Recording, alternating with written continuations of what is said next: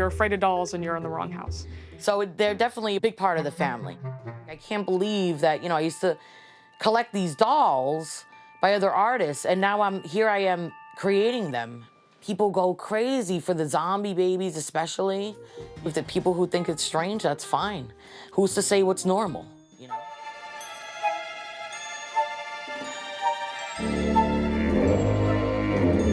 I think the amount of dolls I have is around probably 500, I would guess, but we never counted. Staten Island, New York, home to the Mansfield family and hundreds of dolls. I think I was about 7 or 8, and I got this doll called Real Baby. And it was a baby doll that was supposed to look realistic. I mean, back then I guess it did, but now compared to these, it really didn't. And I remember getting this doll, and that was it. I was like taking care of this doll like it was a baby, And I would like take it out to the supermarket, put it in the shopping cart. So I loved this doll. That was my baby. Marylin's partner, Danny, was introduced to her extended family 13 years ago, and they have lived together in the doll's house ever since. When we first got together, Marylin's collection was,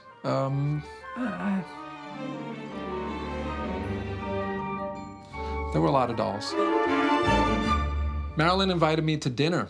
So I went over to eat dinner, and of course, when you enter someone's home, the first thing they do is they give you a tour of the house. So, we walk around the house. Here's the living room. Here's by the way, here's my room of collectibles.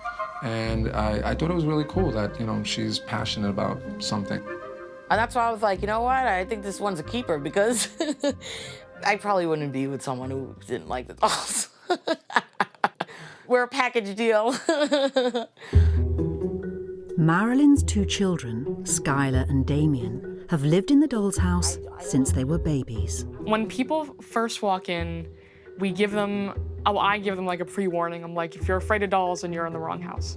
And if they're not, then they come in, and then I show them, and then they're like, oh my God, this is so cool. The dolls are definitely a part of the family. They are, Ellie in particular, she's definitely a huge part of our family. Ellie is a real doll, and I bought her from a private collection. I always wanted a real doll, and when I saw Lars and the Real Girl, the movie, I really, really wanted one. They've been around so much, like, I don't think we'd know, like, what it's like to be without them. So they're definitely a big part of the family. And for some of the dolls, the family is also a big part of them. This is Davina. Now she's special because she actually has hair. I rooted her hair. This is my son Damien's hair. He had long hair and I cut his hair. So that's Damien's hair. People do use human hair, so it wasn't that, weird. They are a very, very positive part of our family, though. I couldn't really imagine life without the dolls. It would not feel the same without the dolls. I don't think it would be home without them, and I think they all agree. I do take the more natural-looking ones out. Come on, Skylar, Damien. No, I'm not bringing them. We've taken them out to eat. We've taken them shopping. We've taken them to the park. I've taken them to the aquarium, just one in the carriage. And I always ask first, does anyone mind if I bring one? They're like, no.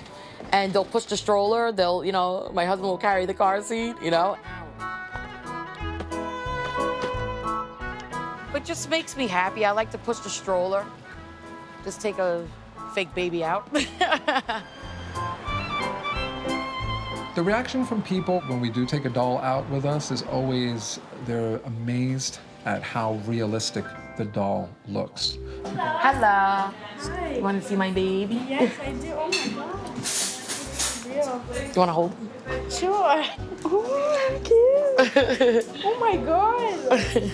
I don't know. It was really cool. It felt so real. It felt like a real baby, yeah. I started rocking back and forth. People's reactions are mostly positive. Very rare, people will be like, that's really creepy because it looks so lifelike, but it's not. I thought it was freaky and I didn't want to touch it. You get like maybe 1 out of 10 that's like, oh, that's really creepy. Like, I don't know, it's just unsettling for some people, which is fine. I don't understand it personally, but I understand that they see it as unsettling because it looks so real and it's not real. Bye-bye, thank you so much. In 2012, Marylin Mansfield turned from doll collector to doll maker and now takes orders for dolls from around the world. The baby business is booming. Oh, wow. Since I started, it's, oh, geez. How many? Like, hundreds. Hundreds. Made hundreds, yeah. Paying around $300 for a bespoke baby, her customers have a variety of reasons for wanting their own cuddly creation. I've done dolls that look like people's children when they were babies. Or they just want a doll, they'll tell me like what they want. Like I'll show them different sculpts. They'll pick a face and then they'll pick like the eye color, the hair color, skin tone, every little detail. These dolls look and feel so realistic that I believe it tricks the mind into thinking that you're holding a real baby. It makes me feel very calm, happy, and content. They have been used for therapy for multiple things. For calming Alzheimer's patients. I've known people with like trauma that it calms them down. Anxiety calms them down. So I mean, they do have therapeutic aspects to the dolls. They're not just dolls. But Marylin's most popular line of dolls are not your average cute reborn. There's something altogether more grisly. I said for Halloween I want to do a zombie, that kind of thing. And people really like those, so I just kept doing them all year. And then it got into the sculpting. I started sculpting the fangs and teeth and horns and things like that. And it was like a dream come true. I'm like, I can't believe that, I used to collect these dolls by other artists, and now here I am creating them. This is a finished baby. This is our baby Judith. She comes to all the conventions with us. So this is how it will look, similar to when it's totally finished. So she has a little bite there. She has a little zombie bite. People go crazy for the zombie babies especially. They really love these little monsters. And I'm happy to make them because, I've been a lifelong horror fan. I always liked horror movies and things like that. I've always liked creepy and cute mixed together. I mean, like I said, it's not everyone's cup of tea, but it's a lot of people's cup of tea. To meet demand for the demonic dollies, the whole family get involved and travel far and wide to conventions across the country where Marylin's creations fly off the shelves. This one over here likes to sell. He will sell anything.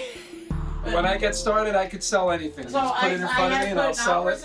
She puts them on the table, someone's gonna want them, and I'm like, all right, what do I got? It's like an auction.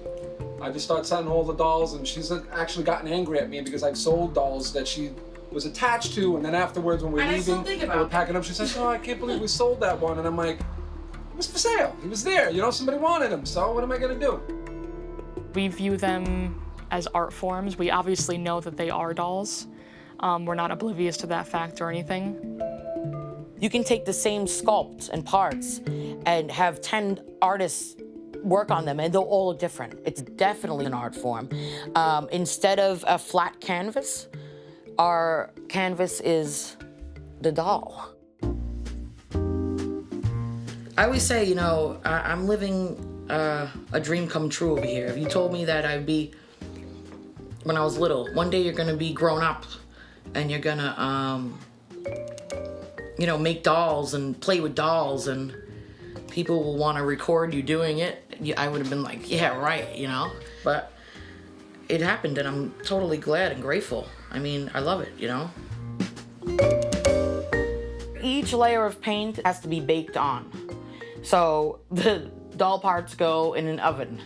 You bake them for 8 minutes at 265. Now that sets the paint. If you don't do that, it will eventually rub off. So this makes it permanent. Me and my family are very open-minded. We're not judgmental or anything, so if anything, it also taught us all lessons on how to appreciate another form of art. If the people who think it's strange, that's fine. Who's to say what's normal, you know? This is what makes us happy. So that's where we're gonna leave it. I'm not trying to force this onto anyone, nor would I want anyone to force their tastes upon me. I don't like the word normal, because there's no set on what's normal, you know, to me anyway. That's how I feel. I've always been very open-minded, and I feel people should do what makes them happy. As long as it doesn't hurt anyone else, I don't see any harm in it.